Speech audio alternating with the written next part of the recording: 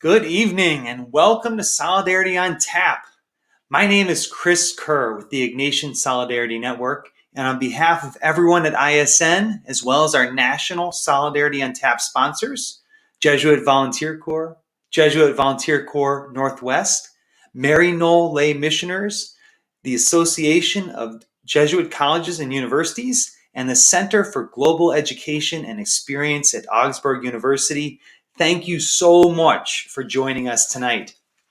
For over 15 years, the Ignatian Solidarity Network has been uniting the Ignatian family, meaning the Jesuit network, as well as all those who are inspired to work for justice through the spiritual tradition of St. Ignatius of Loyola, to build a more just world through transformational programs and resources that deepen faith and lead to dismantling systematic injustice, through collaborative initiatives that bridge divides and overcome exclusion, and through collective action to defend and promote the inherent dignity of all God's creation, both people and planet. If you haven't already, please make sure to check out our website, ignatiansolidarity.net, and like and follow us on social media to get the latest advocacy alerts, educational resources, and much more. Now, many of you know this because you've been joining us for a while, but for those who are joining us for the first time, let me give you the background on Solidarity on Tap. It didn't always happen this way. Really, I'm serious. Way back in pre-COVID times, Solidarity on Tap usually took place in cities across the country, bringing together members of the Ignatian family in local bars and pubs. Powerful speakers addressed crowds of people from across the Ignatian network in a local community, and they really put the social in social justice, okay? But like many things, we've moved virtual. And we moved virtual in late March 2020. It was a lot of fun when we got started, and so we thought we'd keep doing it, including here in 2021. And even though we're gathering virtually, the goal of Solidarity on Tap is the same: to invite people to enjoy fellowship, maybe with a drink in hand, and to hear powerful reflections from members of the network engaged in work for justice. And as always, in order to build and enjoy community tonight, I encourage you to utilize the comment section on Facebook or YouTube, or post to Twitter or Instagram and use the hashtag ISNLive to let us know that you and your institution are represented here tonight. You can also post your comments and questions for our guest speaker this evening on either Twitter or Facebook. All right, so we want to hear from you. We want to know you're out there, right? Let us hear you, Ignatian family. Now, Solidarity on Tap conversations are typically a carefully curated recipe of serious conversation filled with opportunities to learn and grow, both in heart and in mind. They're sprinkled with some moments of humor and always carried out with a vision of a hope-filled future. So with this in mind, I'm excited to introduce our guest tonight, Patrick St. Jean. Patrick is a Jesuit regent. That means he's in a stage of formation as a Jesuit, and he's currently teaching psychology and works as a psychotherapist at Creighton University. He has an undergraduate degree from the Université Victor Ségolène de Bordeaux in France, and received his graduate degree in psychoanalysis from the Parisian École Lacanienne de Psychanalyse in Paris, and his Doctor of Psychology from the Universidad Nacional Autónoma de México. He completed his theological studies at Catholic Theological Union in Chicago in 2019. In his free time, Patrick enjoys talking with friends and family, writing on social justice issues, this is my kind of fun, and watching sports, right in line there with me too, among many other things. He is the author of a forthcoming book, which we're going to talk about tonight. It's called The Spiritual Work of Racial Justice, a Month of Meditation with Ignatius of Loyola. And so we're so excited to say welcome to Patrick. Patrick, thanks so much for being with us tonight. Thank you very, very much, Chris. I was listening to you. I said, who is that? But when you put me all the way here, I said, okay, I'm gonna have it. Hope I don't fall down. But thank you very, very much. I'm so happy to be here. And then I'm waiting for the beer from you. Oh, yeah, we'll have to send you. Well, I'm going to send you a glass, but here we can do kind of let's just do like a cheers, like Oh It's kind of yes, a my rock cheers. All right, ready? oh, Like, hit me cheers, with the rock. Hit me with the cheers. rock. Okay. Oh, there you go. There you go. Good. Okay, Yes, good. cheers, Um, cheers. it's so great to have you with us tonight. We've been, as I mentioned, we've been doing Solidarity on Tap for many months now, and it's always awesome to invite. I love inviting folks who have written books because we get a chance to talk about kind of where all that came from, how it all developed. And I want to talk about your book, but I want folks to get to learn a little bit about you. For those who don't know you yet, you're a Jesuit regent. You're currently in ministry there at Creighton, teaching and working as a psychotherapist. Can you tell us, how did you get to where you are today? What were some important things that happened in your life that put you where you are there in Omaha, Nebraska tonight? Oh, that's very easy. I mean, like that was last June. I took a call from Chicago and then I got here. That's very simple. What's next questions? Okay, Um, let's go a little deeper on that. Was there anything else that led to this? it wasn't COVID. As for deeper, right? Yes. Um, no, I think thank you very much for these questions, though. Though I was born in Haiti, but in the 1719, my parents arrived here in this part of the land, mainly in Pensacola, Florida, in the 1719, and a boat called Owar. They came from a port called like Senegambia in Africa. That's how my ancestors get here. Then move from down from Pensacola after a period of a year each. They walk from Pensacola to Louisiana, then which was the Baton Rouge back then, where they received the sacrament, they baptized in the Catholic Church, and they and April, according to the archive, down to the Diocese of Baton Rouge, that was like April 18, 1725. That's when my parents got here. Then they work out and then they were like working on the plantation like many of other my ancestors. Then they get a chance to move to New Jersey, where it happened to be a Polish slave owner who bought them again. A Polish slave owner used to do mission in Haiti, and in 1876, that's how he went down to Haiti for some mission, and my parents happened to be in Haiti. Then about 100 years, I hope it could be a year, right? Right. I would be so happy. About 100 years later, I was born. Then again, about less than 10 years, I was born. My parents had to fled Haiti, then go to France. That's where pretty much I grew up. I went to school, began graduate school, and that's where I met the Jesuit to begin with at school. Hmm. And my parents, again, I was not born Catholic. I met the Jesuit and I saw the guys, he convinced me, he bribed me. No, I'm just kidding, he did not. Um, I went to school, again, I still remember that I was the only like tall, skinny boy in the school, the only black man. And then there is this Jesuit, they were like funny, become my friends. And that's how we built our relationships. And when I was like 16, I got baptized and confirmed and moved to college. Ever since, we built this relationship. I've always wanted to be a Jesuit. They were the only one I knew because I was not born Catholic. They brought me in the Catholic Church and then teach me everything. And they just teach me this different side of Christ, who is Hmm. human. They help me to understand Christ also is one man like me. They help me to engage with this part of the church I did not know. Social justice, by the way, is one thing that came deep from my family, my mother, my grandmother, all they were like very deep. Still today, they are very involved.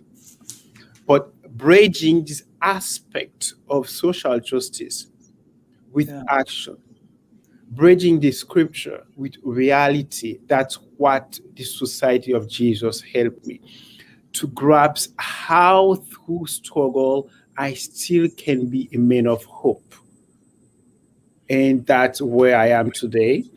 Fast forward, came here in the US, and then here we are. Here I we will are. give you like 5 second history in 5 minutes. No, that was wonderful. Um, I really appreciate though that you contextualize that in much more than just your own personal story, right? And brought in the longer history of your family, and some of the things that your ancestors went through and experienced. And do, um, do you find that um, that as you've come have spent a lot of time now in the U.S., do you find that most people um, think so thoroughly about their kind of their history in the context of a longer and deeper story like you've shared here tonight? Um, Chris, you're gonna put me in trouble tonight, right? Oh well, I'm just only if we kidding. want to. Yes, I'm it's just kidding. yeah. No, no, no, no, no. No, I think definitely. I think this is a very, very great question. Definitely. But myself, I have a this. I felt that I have a spiritual, social necessity, as all of us, people of color of this country, to connect to our history because that's where we find ourselves. That's what brings us to Christ. That's where we get resilience, a spiritual resilience. It would be very, very difficult for me to pray, to be in connection with Christ without being like connect to where really like I come from. As a man of like Senegambia who got to this land where I am today, still due to color of my skin and my accent, I still hear that again and again and again. I am not come from this country. Yet even today, I retrace my family in New Jersey. Yet I'm still Yeah. not part of this country. This is my prayer, and also this is my hope. This is all I have. Hmm. And yeah, Yeah. Yeah. Well, thank you for kind of inviting in us into that the depth of that history and the uniqueness of your story tonight, really helping us to think in that way because I think often in our country we don't think with that depth sometimes, or we only highlight the things we see as perfect or good or idealistic. And so you also you bring attention to um, some of the original sin of our country, right? That many people were had to experience. but this is also part of like who and in fact, this is like exactly what the Society of Jesus give us, give to the church, what Ignatius of Loyola Hmm. give to the church. And it's been like about 500 years when Ignatius like had this like life-changing experience, if you will, when he received the bullet in Pamplona. And really like this, really like that, what changed Ignatius' life is against part how he connect with like this history, like in 1521 Hmm. went completely like from a life of like a soldier, a man of like really like his life was about like the women, all about himself, nice dress. Yet God has taken him from history through a reality. God has transformed him from where he come from into where God's want him to lead part of his church based on this spirituality. Today, even like Ignatian spirituality is kind of like this invitation, if you will, we have received to come down, allow ourselves to reimagine what does that mean to be human in America today? What does that mean to be human in a white skin? Mhm. What do I gain to be a man and a woman on a color skin? That's where this like deep sense of reconciliations he comes in to help us to grasp this to this reality we tend to, if you will, not perhaps not want to engage with, beginning with me. Mhm. Means it's only like through this book that we're gonna talk later on. Yeah. I really like get to struggle. Ignatius like got me. He said, "Hey, sit down here. Stop running away. All the way down from Senegambia, come here in the US, and then you even cannot stay, go to Haiti, back, forth. I want you right now, sit, look at yourself. Who do you want to be? And where do you see Christ is leading you? Do you want to be with Christ, or do I want to be with my fame and my vainglory as he was before 1521, before his conversion?" Mhm. Yeah, and we're You don't getting want me to start, Chris. yeah. What? Well, I was going to say we're getting ready to celebrate this Ignatian year, right? This year of Ignatius that Father Sosa, the Superior General of the Society of Jesus, is inviting us into. And so your reference to the Cannonball story. Of course, we're coming upon this kind of anniversary, 500-year anniversary, and I think it's an interesting your reference to your own story, and it makes me think a lot about a cannonball is a very drastic thing to be hit with. I mean, it's not like getting hit with a piece of paper or getting hit by a fly or something like that. It's getting hit by something serious, right? And like um, what do you think can be? What are the cannonballs of today, or as you kind of in your teaching, in your ministry, your you know, uh, what are some of the cannonballs that you think are out there today? Hopefully, they're not literal cannonballs being fired at people, but what are some of the things you think exist in the world today that can be cannonballs? I think for me, Chris, this is a very, very great question, though, because mainly for us in the US, we have been receiving like so many cannonball, and primarily on the black community and the people of color, the BIPOC community have been receiving like cannonball for years, and if you will, for more than 400 years, we have been dealing with that. It's very, very clear. And then even like once again, yesterday, if you can imagine it, with all that happened while some of us were on our shelters, protect ourselves to not being like be affected by COVID, yet in the black community we were still being victims of those cannonball. And the Asian community, as you can see it recently, continue of being like victim of those type of cannonball. The type of conversion that happened to Ignatius about 500 years ago is also an invitation to really like go back in and allow ourselves to engage in this interaction with Christ, as Ignatius himself asked the questions that he asked while he was on his bed at Manresa. He said, like, okay, God, what else do you really would like me to be, to want me to do?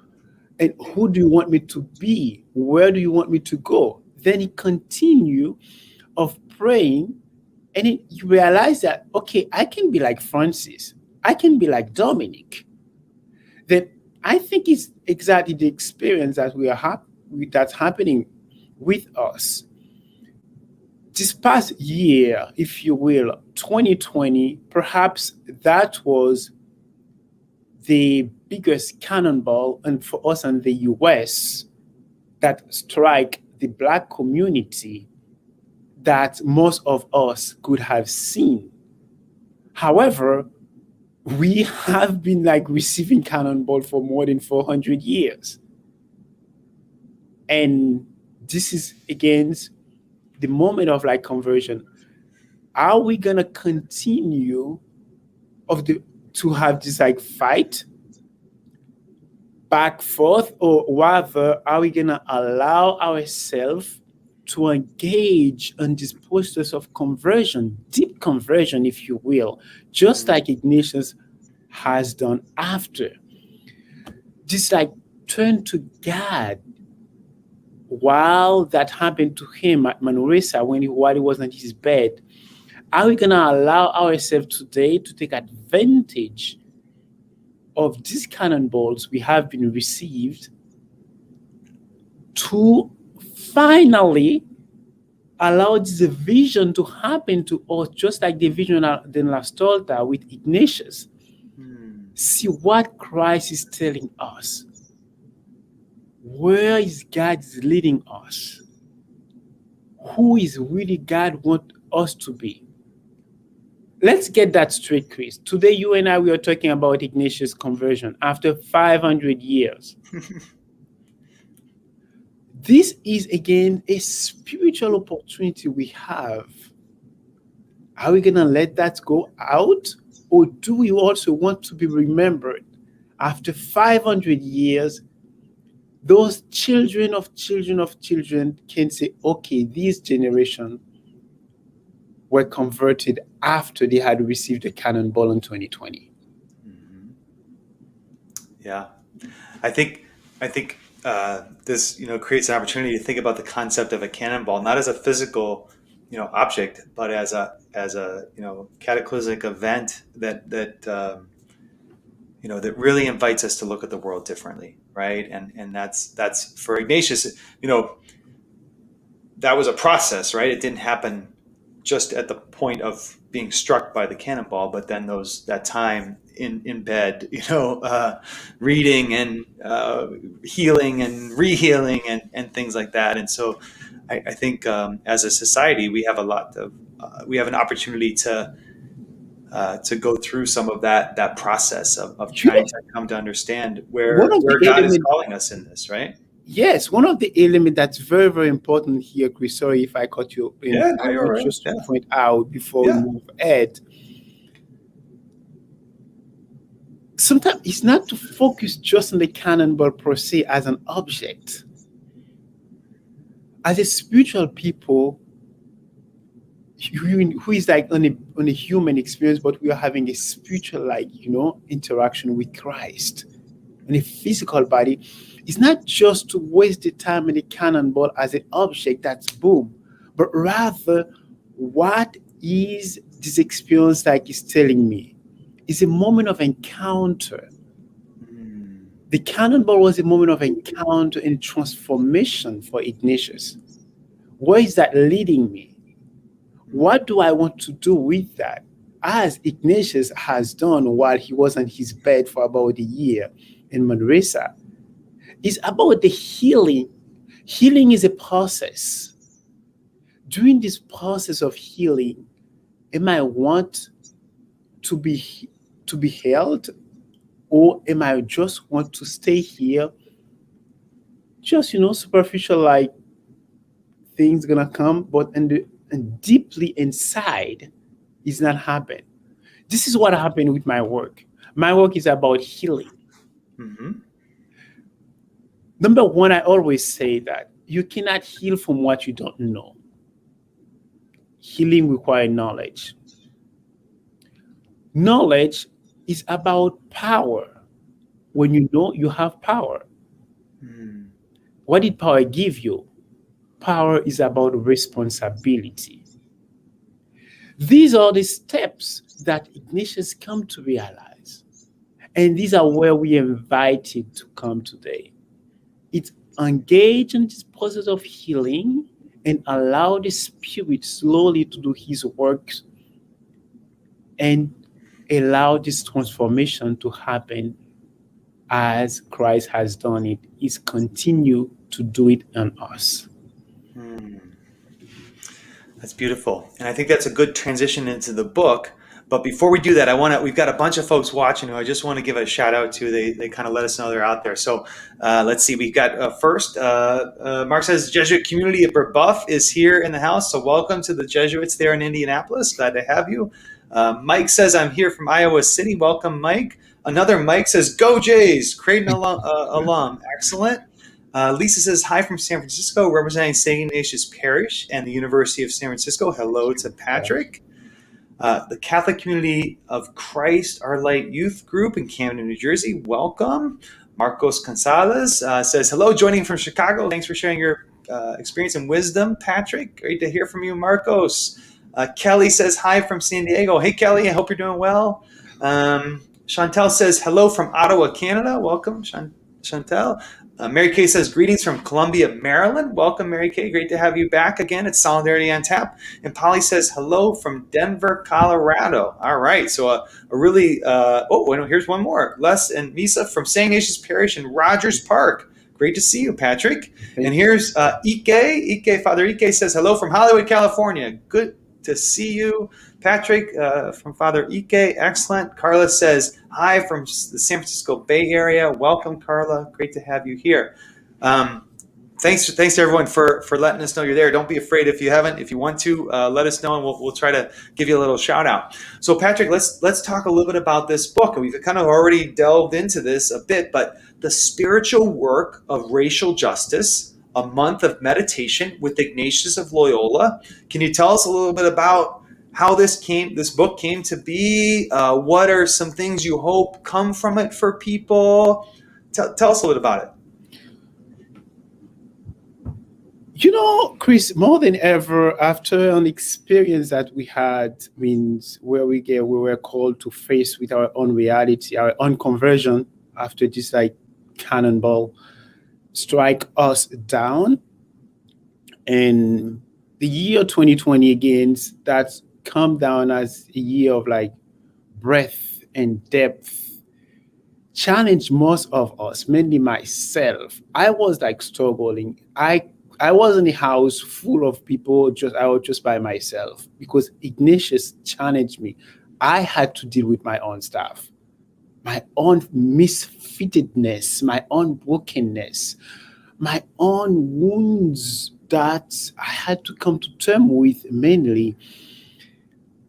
If you will, I was being challenged to take this retreat by myself and allow myself once again to go back on the bed of my Manresa. What is God want to tell here? Where is want to lead me? Then that's where this project has begun. Build all of those pieces together, and then shout out to my dear friend Eileen Sana, who came in and helped me to organize everything. My editor, by the way. Ideally, she's a good friend. She said, okay, let me save you here, try to organize everything. That's how we this book come out. And then the book in itself, I wish I really, really, really would I'm biased, but again, I'm a Blue Jay. We are all biased. That's the best school we have on the city, on the country. And then we all say that, hey, Blue Jay, the Go Blue Jays, but we are biased. I've heard about how the Blue Jays are, right? I understand. Hey, not only biased, we are good, Chris. You know that, right? Okay, we can talk about that later. Through this book, it's not an academic book that you can just go in and put on your shelf and then just go for the reference, but rather it's really an invitation I give people for every day during the 30 days. And you can go back again to do it again, and do it again. Mm-hmm. I would encourage people to not just go in and read it at once. But every single day is just part of short story, if you will. And then the experience of this deep encounter that is happening in Ignatian's life. And this come really to this experience, while I was thinking as a Black man in a Midwest province, where do I fit? God, what do you want to do of me? Ignatius, lead me. I needed a home. I Hmm. needed a place to be. I needed someone to call my dad. That's how this book came about. That's where Ignatius like really, really helped me. It's a book of meditations and mainly has been written for white people. Chris, Okay. nothing's personal to you, but this book is for you. I'm just No, that's kidding. great. Yeah. But again, it's like this conversation that has been here just want to bring this out together and allow myself unless to be really like bring who I am, but help asking for help and prayer together. That's what within this book that I really, really would like people get a copy and let's come in and let's talk about it. Yeah, and I think over the past year, obviously, particularly since the murder of George Floyd, right? There's the we've had so much going on in our country around in terms of conversation about overcoming racism, racial justice, uprooting systemic racism. But I think your book gets at something really important, particularly for white folks, is that it's more than a practical checklist elimination of things, right? That there is a part of this that is deeply rooted in our sense um, of how we live as people of God, how we're called to follow Christ in the midst of all this. And it seems that you're kind of creating a little bit of a, I mean, much like Ignatius, the exercises of Ignatius, you're creating a little bit of a pathway for people to walk through in reflecting on some of that. You know why, Chris? It's a very great question. Thank you very much. The exercises on it themselves, the way Ignatius they come out was his own experience. It's a gift to the church. By the way, Ignatius did not exclusively written the exercises for Jesuit. Right. It's not just for Jesuit. You don't have to be Catholic. You don't have to be a zealous Jesuit to do the exercises. I'm so sorry, but I know Mark is listening to any other Jesuit. They're gonna kill me after that. But that's okay. We can talk about. This is a gift to the church Hmm. that has been given to people of God. Thanks God for Ignatius. We Jesuits, we still have this opportunity, this grace to get close to the exercises. But this is a gift to the church. You don't have to be a Jesuit. Number two, this experience around is like 30 days. Again, it's about our experience, how Christ come to we encounter Christ in our own life.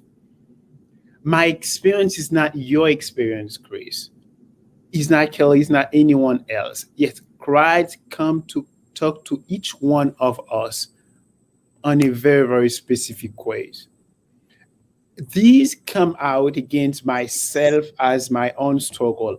In the beginning, I forgot to say that in the beginning of this book, I wanted to write, an intellectual autobiography of Ignatius, intersect with psychoanalysis and race in the US, just, to do something fancy. Hmm. I struck, I felt completely, I felt badly. On my own prayer, I come to this realization that was not that was not the Holy Spirit wanted. Something else. This is exactly the invitation I'm trying to do here in this book as a way to come to begin this conversation between oneself and Christ. Deepen your relationships. Why am I? How today I choose to engage with race. and racism in my own community. Also, what happening here in this book, I hope people will see that is deeply I'm trying to bring Ignatian spirituality here as this deep element of experience of analysis. That is what Ignatius has done. From Manresa to Paris and go back to Rome, he tried to use his own experience like internally, this internal conversion to the external conversion. He did not do the reverse. It's not the external to internal. Right. This is where today he's trying to engage with us, many in America. Mm-hmm. This is exactly what, after 500 years, today we can talk about Ignatius. Hopefully, after 500 years, our children, great-grandchildren, great-grandchildren, cousin, family will be able to say, okay, we were humble enough to begin this internal work to the external realization. The kingdom of God began within, then we spread it out. That's when he come back to Rome.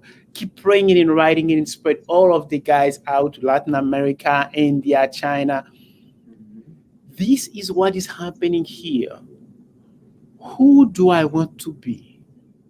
How do I want to be remembered?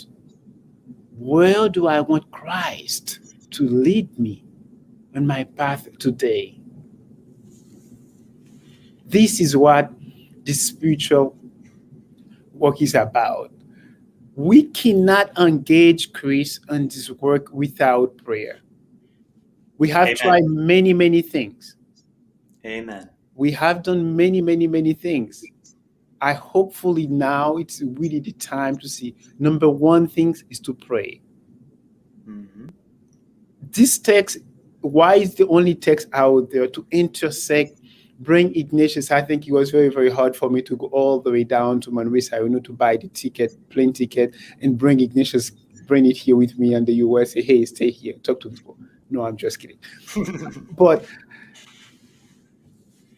make this this interconnection with Ignatian spirituality in our situation, race and racism in the US.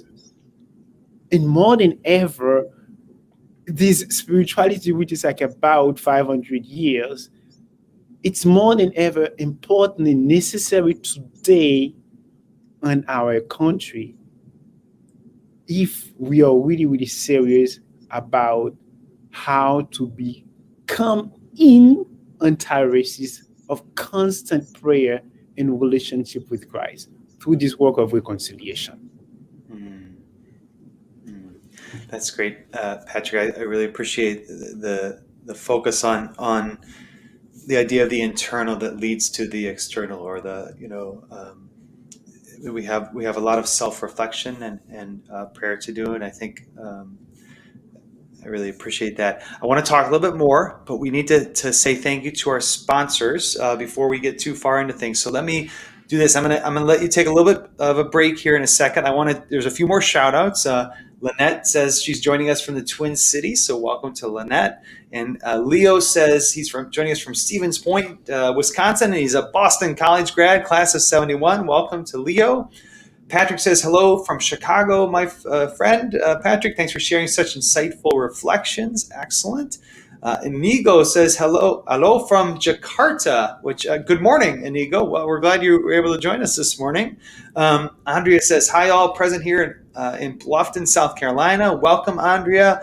And let's see, Maria says hello, joining from Chicago. Thank you for sharing your faith with us. And with that, we're gonna let Patrick take a quick break while we share a little bit about our sponsors and some other ways to engage with ISN. So let me first tell you about some opportunities to get connected to ISN. So Patrick, I'll let you take a break. And did you know that you can now attend virtual Solidarity on Tap, or even relive your favorite in-person moments with your very own pint glass? Here they are. It comes complete with a timely reminder from Pope Francis. It says, never tire of working for a more just world marked by greater solidarity. These pint glasses are union made here in the United States, and you can order yours now at the link on the screen, igsol.net, igsol.net/store. Secondly, we're really excited to share that the Ignatian Family Teach-In for Justice is going hybrid this year.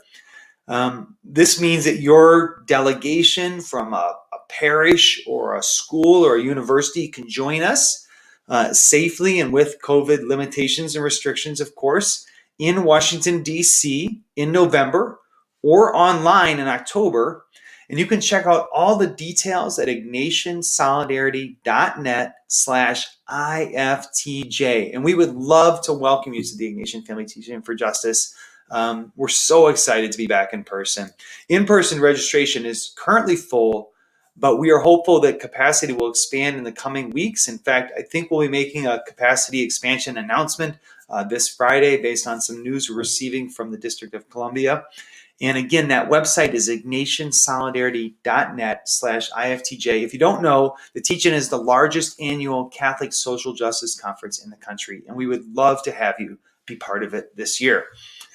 In light of this evening's conversation, we also want to invite you to pray with us, as Patrick has called us to, as a way to sustain our action and advocacy for racial justice and racial equity. You can do this through ISN's Novena for Racial Justice, which is a 9-day prayer framed in the example of Catholic saints and servants of God who provide a witness and example for us in our work for racial justice. You can learn more at the link on the screen, igsol.net/novena. And now let me tell you about our sponsors, to whom we are so grateful for all their support, especially this spring as we continued Solidarity on Tap in a virtual format. First is the Mary Noel Lay Missioners, who work intentionally with those at the margins for a more just, compassionate, and sustainable world. And you can learn more about Mary Noel Lay Missioners at mklm.org. Secondly, the Center for Global Education and Experience at Augsburg University believes that education can create a more just and sustainable world, achieved by providing global immersive experiences in Latin America, Southern Africa, Palestine, as well as virtually. Sharing the Jesuit vision of educating whole persons of solidarity, CGEE has worked with Boston College, Fordham University, and the University of San Francisco, among many others. Students who value justice and solidarity will find a home studying migration in Mexico, the legacy of liberation theology in Central America, or decolonization in Southern Africa. CGE is still accepting applications for its fall 2021 semester programs and is excited to offer free airfare for all students who apply by June 15th. You can learn more at augsburg.edu/global. Next up is Jesuit Volunteer Corps Northwest, which offers a year of service in the Pacific Northwest focused on the core values of community, simple living, social and ecological justice, and spirituality and reflection. Jesuit volunteers live together in intentional community and serve in a variety of full-time roles at local partner organizations in Alaska, Idaho, Montana, Oregon, and Washington. Volunteers are eligible for an AmeriCorps Education Award. You can learn more about becoming a JV at jvcnorthwest.org/join. And if you're interested actually in hosting a JV, you can click on the Host a JV button to learn how you could, your organization could host a Jesuit volunteer in the Northwest. And finally, the Association of Jesuit Colleges and Universities is pleased to sponsor tonight's Solidarity on Tap and to share a new resource they've created for Jesuit colleges and universities. It's entitled Eyes to See, and it's an anti-racism examen designed for boards of trustees, administrators, faculty and staff, and others to learn how to make their institutions more anti-racist. A key visual component of Eyes to See is a new video featuring voices and images from across the Jesuit network, expressing their hopes for building more racially just cultures and communities. To learn more about Eyes to See and to view our new video, please visit ajcunet.edu. And tonight's gathering is our last Solidarity on Tap until fall 2021. We're taking the summer off. We'll miss gathering with you until then, But be sure to visit igsol.net/SOT this summer for updates and join the email list there to stay in the loop on our fall offerings. Also, if you liked the conversation this evening and want to share it with others or watch it again, this and all the previous videos are available at ignatiansolidarity.net or on our YouTube and Facebook pages. So make sure to go back and check those out. And if you enjoy Solidarity on Tap, please consider giving a gift to sustain the work of the Ignatian Solidarity Network. You can do this at ignatiansolidarity.net/donate, or you can text donate to 888-476-2004 to make a donation this evening. And I always have to tell you, we'd love for you to share a picture of yourself watching or having a Zoom or virtual watch party for Solidarity on Tap. Take a picture, post it to your Instagram account, tag us at Ignatian Solidarity, and then use that hashtag, all right, ISN Live, so we can feature you in our next Instagram story, okay? And now we want to invite Patrick back and remind folks that if they have any questions, we have a couple seconds for questions.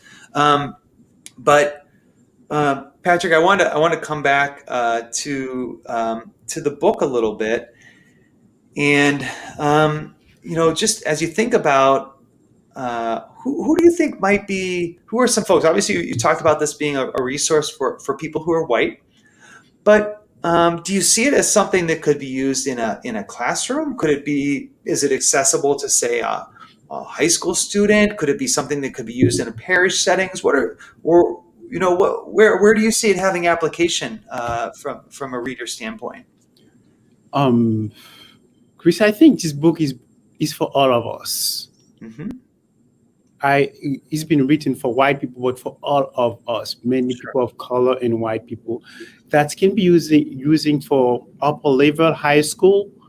I mean, also like college students. That can be using for RCIA and reading. Mainly, many people gonna really like it for reading group, because the way it's been setting out is very, very practical. It's a little bit challenging, but again, allow yourself, Okay. It's the experience of how do I want to really to engage in this process of healing? That's what Ignatius has allowed himself to engage with. Yes, it's for college kids and in upper level high school, in parishes, retreat house, and in soup kitchen, and many people. You can be on the bus. It's a book that you can bring at work with you. It can be a devotional book. You can read it one day, every day for 30 days. And then lastly, this is a retreat. Mm-hmm. This is the 30 days retreat that all of the Jesuits, at least, we have to do twice, at least in our whole formation, is a silent retreat. Yet I try to break this down in mainly 30 days. Nice. And in mainly because it interconnects with what we are working right now through and what's supposed to come. The conversion does not happen. I do not convert it today and then tomorrow. Okay, I'm converted, I'm Catholic. Kumbaya. Okay, thank you, bye-bye. Antares' work is not just I sign up for a book reading and I just come with my glass of wine. Okay, I'm checking the book. Okay, see you. I'm not racist anymore. I am not saying anyone that you're racist or you're not racist. Who am I to say people are racist? This is not my main goal here. Mm-hmm. Rather, as a mortal man, as a sinner, yet being chosen love by Christ, I just want to let you know that as someone who is also on the same path with you, there is some things that I'm proposing here. I would like you to engage in this conversation with me. It's an invitation. Sure. This is what Ignatius has given to the church, and I want to share this small piece with you. I really would like you to give it a try. Buy it for your children, for your husband, your wife. Give it for a birthday gift. This is a book that you can give for a birthday gift. Yeah. And this is a book that you you're struggling right now with whatever it's coming, you will find some things for yourself. Again, this is the exercises in a healing perspective that's happening, because healing is about reconciliation. And reconciliation is like you have two reconciliation, the vertical reconciliation that happened with me and God, but the horizontal reconciliations is where God is challenging me, inviting me to engage with all the while He's come to encounter me, to meet me. This is a spiritual encounter that we're invited to engage with in this period of depth and breadth that America is challenging us right now to face with. Yeah, that's great. And so this is a great kind of call to action to really invite people to step into this journey with you. As you kind of noted, with all of us, and it's exciting to have. I have a question that doesn't have to do with the book, and it's pretty big. We're gonna take it off the screen there because it's a little much, but it's from Heidi. She's with the St. Mark Young Adult Ministry group in Venice, California. And they've been great. They've been joining us for Solidarity on Tap for months now. We love having them. She said, "Thank you to ISN and Father Patrick for providing us with this approach to racial justice and this resource, especially for our white sisters and brothers." Patrick, she asked, as a psychotherapist and Jesuit, what spiritual practices do you recommend for the BIPOC faithful who have grown weary or despondent in the work for racial justice? Oh, that's very easy. Just buy my book. It's that easy. It's That's easy. But no, thank you very, very much, Eddie, for these very, very questions. Let me say to you that this is exactly the questions that I was asking myself. As a man, that I would not give the Catholic Church for nothing in the world. This is what is my life. My life is Catholic. I love this church. right. However, in these past 3 years, there is where I find myself in my house without my parents. I was orphaned.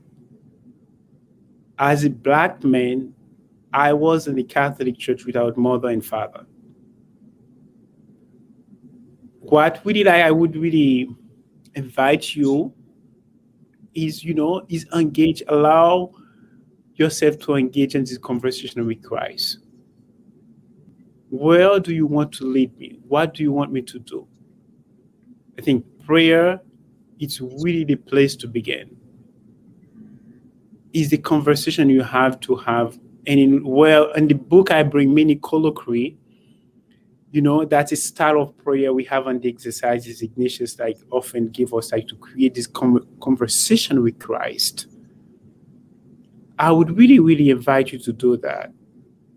Have this conversation and allow Christ really to talk to you. But also remember, you will never have the Good Friday without Easter. Yet, let us not skip the Good Friday. Right. As I want to be vulnerable here. I tell you, in these last 3 years, I was in this step here, this passion. In fact, this book has come out of my passion. Let us work together. But Christ will not let you alone. Just remember Ignatius. Imagine Ignatius on his bed in Manresa. That was his passion. That's lead him to create this more than 15,000 men in the whole world in 112 countries today who are working with people of God. But about 500 years ago, that was his passion. We are all in this together. Allow Christ to show you the way, and let Christ take the wheel. Thanks for that response to Heidi's question. And Patrick, I want to ask you one final question. But before I do it, just more of a practical question we got. What's the exact release date of the book? It's soon, right? It's next month, June 1st. June 1st. Yeah. And who's the publisher, or where can folks And find it? Anam will be is the publisher, Okay. and very soon it should be available on Amazon and any other places. Sorry, they do not pay for this out, right? Any other Right. places book can be found. And any other places that Yes, you buy your books. Exactly. yes, Good. yes. All right. Last question. And in our introduction to Solidarity on Tap, we always talk about the idea that our time together in conversation is one rooted in the idea of a hope-filled future. That despite we talk about a lot of heavy stuff during Solidarity on Tap, and even and tonight we talked about the horrific legacy of slavery in our country here, and the grave reality of racism and topics like that. But amidst that, we still have hope. Even we go through the death of Christ on the cross, but we do come to Easter Sunday eventually, right? So, Patrick, what gives you hope in your life as a Jesuit, in your ministry today, and in what's something that gives you hope? Oh, Chris, you know why? As a black man, I cannot be a pessimist because pessimist is an academic matter. I'm alive. I cannot be a pessimist. I cannot be an optimist neither.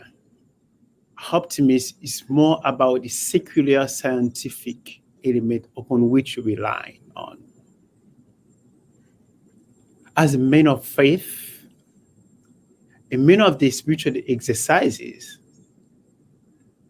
as a sinner yet being loved by Christ, I'm a man of possibility. Every single day when I wake up,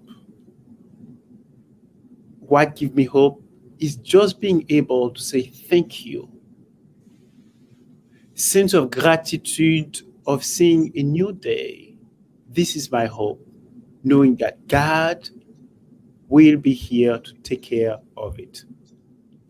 My hope is to see this country, which is America, that I love so much. You know, I think James Baldwin said that in the essay that he wrote for New York Times in 1963. In America, whatever you can say, due to our dream, we still have hope. That due to our dream, we have hope. Ignatius never gave up on the sacrality of the fundamental of hope. He did not give up after he received the bullet. He did not give up when he was in Manresa. He did not give up when he was like over 30, and then kids younger than 10 years old was like teaching him Latin. He never gave up when he was like struggling in Paris for school. Yet because he is the man of the exercises, he is the man of Easter. What gives me hope? The sun, people around me, the Society of Jesus always give me hope. Creighton University give me hope. People that I get a chance to serve and to be around. Hope is invented every day. Hope is invented every day. Today in America, there is reason to believe that we're on the precipice of change. Yet, there is no guarantee. However, where is a human, we always have the possibility to see some things new. Whatever what might happen 400 years ago in America, 500 years ago in Pamplona. But Chris, we are not only disasters. We are not only disasters. We are also miracle. Today we come to dare ourselves to believe in something else, to dare ourselves to do otherwise, to do different. which again, I come here to believe that together in America of today, we can all come be just as a midwife who need to be give birth to a new America. Let us all come together as a better midwife, as we can be better people. Amen. Well, Patrick, thank you so much for your time tonight and for sharing a little bit about this exciting book that really will invite us into deeper reflection and prayer on where God is calling us in the context of the Yes. realities that exist. We're so grateful for that. And everyone, just a reminder: June 1st, it comes out. Patrick's encouraging you to buy one, not just for yourself, but also for maybe a good friend or a family member or two or three. And we're so grateful to have you with us tonight, Patrick. So thank you so much. Thank you very much, Chris. Thank you. Let me give shout out to Eileen Sana, to my brothers Jaws, and to my provincial in the Midwest and my superior here in Creighton University. Shout out. Thank you very much to you, to Kelly, to everyone. Yeah. And the book will be out soon, and I'll be available whoever want, and then Chris will be in touch. Again, let's be better people as we come together with Christ. Amen to that. And thank you to all those who joined us tonight from across the country and beyond. We're so grateful to have you as a part of the Solidarity on Tap community, and we're excited to regather with you in the fall, and we look forward to the opportunity to also hopefully sooner than later be able to welcome people to Solidarity on Tap's in person and communities across the country as well. So thanks to everyone. Have a wonderful night, and we'll see you in the fall. Chris, say thank you very much to everyone, because I cannot say all of the names here. Lisa, Mark, I cannot. But thank you to all of you, Lynette, Leslie, Maria. Okay, thank you very much. Thank you, Patrick. All right, have a good night, everyone. Thank you. Thank you, Chris. Bye-bye.